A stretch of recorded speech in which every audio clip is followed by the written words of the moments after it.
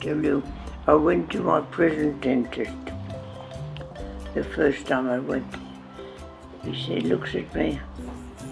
He says, you know, you're so old, it's hardly worthwhile giving you new dentures.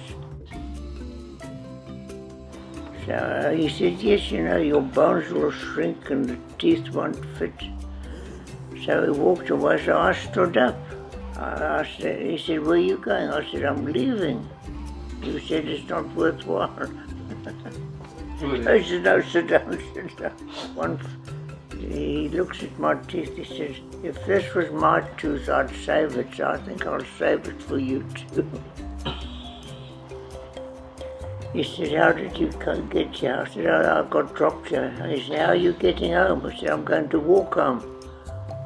I said, no, you're not, you'll get run over. I'll take you home, he says. And he took me home himself.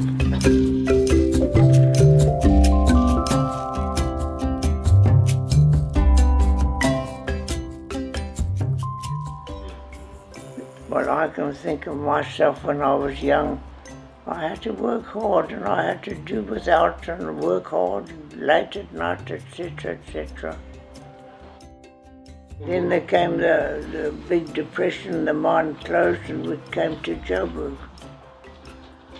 To make my family make its fortune, they opened a boarding house and lost all their money. Well, their friends came to live with them but couldn't pay. Well, they were all kind. The people who came there looking for work and couldn't find it were still kind people. There were just no jobs. It was a time of great hardship, the big depression. Some people paid and that gave us all money, food. And the ones who couldn't pay gave them food too. And the only one unsympathetic guy that I remember was the receiver of revenue.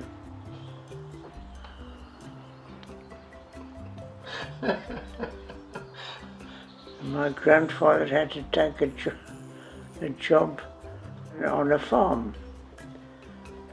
Now he's Welsh, couldn't speak a word of Afrikaans. And they were teaching him. They were teaching him what to say to the daughter when she offers him a cup of tea in the morning. And it was lekker soen. They taught him to tell the young girl, what did he want for breakfast? Lekker soen. You know what that means? Big kids. Lovely kids. The fun and the games still in the middle of all that. It was on a farm. And my mother could play the piano quite well. We weren't barbarians, you know. So my mother sent me to the Presbyterian Sunday school, to the Anglican Junior School, and to the Marisburg Brothers School when I got bigger. Okay. So she was really prejudiced against all religions.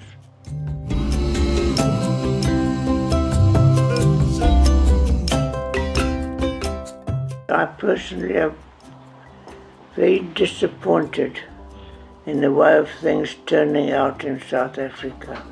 Optimistic. If they could rule out hatred and come to fair play, we'd be a lot better off and forget the past injustices. Mm-hmm. I always think about different people I've known who are very fine people, who are very kind people, and very tolerant and reasonable people. And those are the ones we want to have in charge.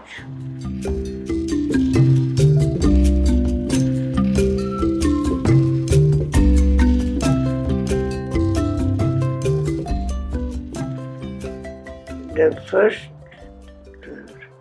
township doctor was Dr. Eisenberg, Lou Eisenberg. He opened the first clinic, but he was a real, what's the word? missionary doctor working there. Mm. He worked very hard for very long. At that time, Soweto hadn't been born yet. The big Soweto was thousands of houses. That it consisted of a relatively small area of Noordgesig, Orlando, Shantytown, and a small part of Morocco. Now, it had been started by the council to bring public health services to the small group of people living in Orlando. These were quite small clinics, and the curative side had to be finished by 1 o'clock, and in the afternoon the special clinics were conducted. The special clinics were TB, family planning, child health, immunization. Nice. But it was small, although we were working hard. The curative services had grown from practically nothing, like Topsy, because as soon as the service was there, people came. And the average doctor was expected to see between 50 and 70 cases in the morning before the afternoon clinics. And that was a curative service. It originally began as a preventive service of immunization. Yeah. There were four doctors, about 70 general nurses, 100 midwives. Yes, this was before Baragwanath. Well, it might have existed, but it was very early, and early days was nothing like it is now. We had midwifery services, we delivered babies, and we had a cottage hospital, and the Baragwanath was doing the maternity. Difficult babies, difficult births were sent to Baragwanath. And Baragwanath was used as a referral hospital for consultations. And of course, when people went directly to Baragwanath if they were very ill, like pneumonia. Remember, at this time, the era of so many antibiotics hadn't started yet. Penicillin had started, sulfadiazine had started. And we were still on arsenic and bismuth for syphilis and other venereal diseases. The building had consulting rooms for 3 or 4 doctors, had immunization rooms, had dispensary, and office for the health visitors. And the curative services were conducted in the mornings, and the child health and other preventive services in the afternoons, including TB and venereal disease afternoons, venereal disease twice a week at night. I was 24 when I started there. I was 63 when I left. And in that time, I climbed the ladder slowly from relief medical officer, senior medical officer, assistant MOH, deputy MOH.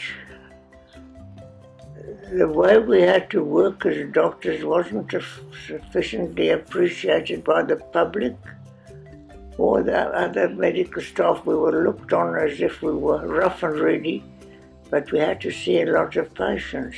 We had to see 50 to 60 patients every morning before lunch. Don't forget, if there were 4 doctors at Orlando, 2 would go on district, home visits. Just remember that. Oh, you did home visits? We did home visits. when a patient got ill on the district, Yes. they could come to this clinic and book a home visit by the doctor for 1 shilling. There were private doctors in Soweto, and we used to when the money for the private doctor was exhausted, they called on for a clinic doctor to come for 1 shilling. And if the patient didn't have a shilling, God bless you, we came for nothing.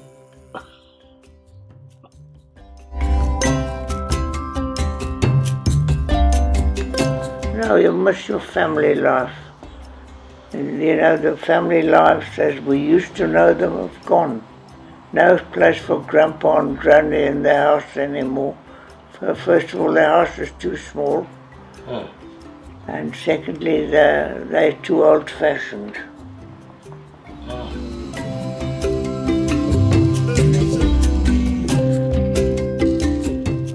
Just see how good results have come.